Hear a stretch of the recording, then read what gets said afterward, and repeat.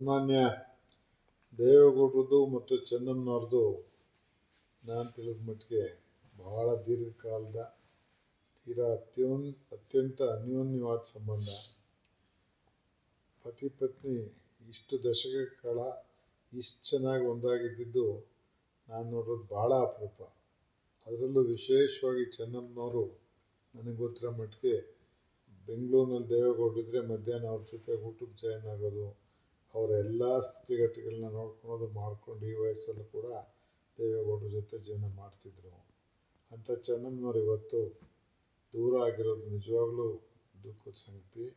ಅವರು ಅನೇಕ ಗೃಹಿಣಿಯರಿಗೆ ಆದರ್ಶವಾದ ಗೃಹಿಣಿ. ದೇವೇಗೌಡರಿಗೆ ಭುಜಕ್ಕೆ ಭುಜ ಕೊಟ್ಟು ಅವರ ಇಡೀ ರಾಜಕೀಯ ಜೀವನದಲ್ಲಿ ಎಂತೆಂಥ ಕಷ್ಟ ಇದು ಬಂದರೂ ಕೂಡ ಎಳಕದೆ ಅಂಜದೆ ನಿಂತ್ಕೊಳ್ಳುವಂಥ ಶಕ್ತಿ ತುಂಬಿದಂಥ ಸದ್ಗುಣ ಇವತ್ತಿಲ್ಲ ಆಗಿರೋದು ನನಗೆ ನಿಜವಾಗ್ಲೂ ನೋವುಂಟು ಮಾಡುತ್ತೆ. ಸನ್ಮಾನ್ಯ ದೇವೇಗೌಡರ ವಯಸ್ಸಲ್ಲಿ ಇದನ್ನು ತಡ್ಕೊಳೋದು ಭಾಳ ಕಷ್ಟ ಆಗ್ಬೋದು. ಆದರೂ ಅನಿವಾರ್ಯ ಪರಿಸ್ಥಿತಿ ಇರೋದ್ರಿಂದ ಭಗವಂತ ಇದನ್ನೆಲ್ಲ ತಡ್ಕೊಳೋ ಶಕ್ತಿ ಅವ್ರಿಗೆ ಕೊಡಲಿ.